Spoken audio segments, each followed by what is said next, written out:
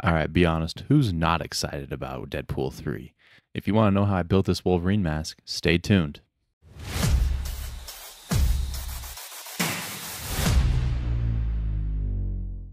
All right, so starting off with the time lapse, here is my default settings for this main base. I kind of over supported it. I could probably get away with less supports, but I just wanted to get the print going and have it done.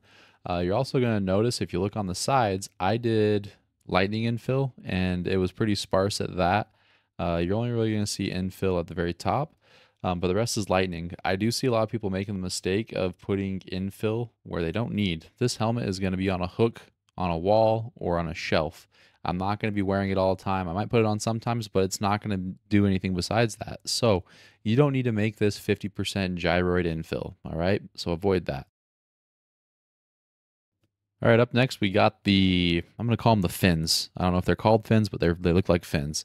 And these go on the helmet and they'll kind of flare up. So I had to over support this because I tried different ways of orientating it to get it to stick. That back part where the point comes down kept falling off and failing there. So I over supported the crap out of this. Just know if you orientate it right, you shouldn't have any issue. I had issues, and if you do, just keep playing with it, okay? So with this texture, it came out very nice. The supports are done right now.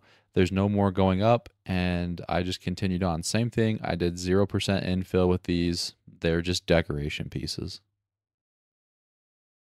Here we got the sideburns, nothing too much to say about them. They're very easy print. And last but not least, here are the lenses, 3D printed. All right, so the first thing I did is the fins are going to be the main part that I put on the helmet. The base I'm not going to have to do too much to. So I figured start smaller and then move on to larger things. So I got the lenses and I fit them into place, and then I just dabbed the side of them with 3D printing gloop. And what gloop does is it will chemically bond the lenses to the fins. And so I got both fins done. I fit them into place and I just dab down on the edges on the sides, and I didn't do any post-processing after that. I just made sure that's where I wanted them, put it down, and I called it good. If you're interested in the 3D printing gloop, I'll be sure to link that down below in the description. All right, so next thing I do is I'm going to glue the fins onto the main piece. With this print, this file, it comes with magnets. It comes with holes for magnets.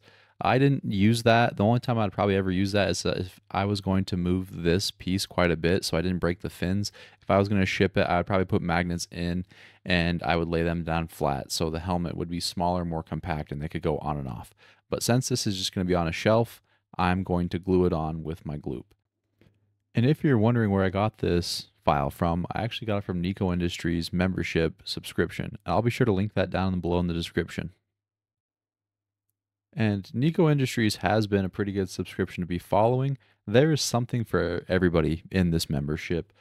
He's been posting files pretty much daily for the past year and a half that I've been following him, and the files just keep getting better and better, higher quality. He's getting better at his craft. You can see with this file how easy it is to put together. He's been taking feedback from the community and he's been implementing in his design, and I can't say enough good things about Nico Industries. So if you're interested, click the link down in the description and subscribe. And since we're talking about subscribing to things, if you've made it this far in the video, consider subscribing to my channel. All right, so what we have next is the last little bit, and these are the sideburns. So if I could go back, I would probably put these on first and then the fins, just because there was a lot to work with when the fins were on. It made the mask bigger. So keep that in mind. If you can, put these sideburns on first. All right, so the way these attach, there's kind of like a tongue and groove. It looks kind of like a Hot Wheels track. Just make sure when you're putting this on that you guys cover everything with adhesive. So I actually put it inside the groove itself, and then when the insert went in there, it kind of just spread out evenly. And I just made sure to hold it in place where I wanted it, let it dry for a second, and then I moved on to the next one. And there you have it, Wolverine's cowl from Deadpool 3. If you guys are interested in this file, I'll leave a link down in the description for Nico Industries. Consider subscribing to him. He has some pretty top-notch files.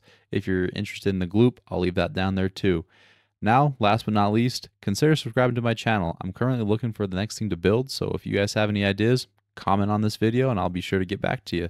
Thanks for watching. I'm Queso Builds.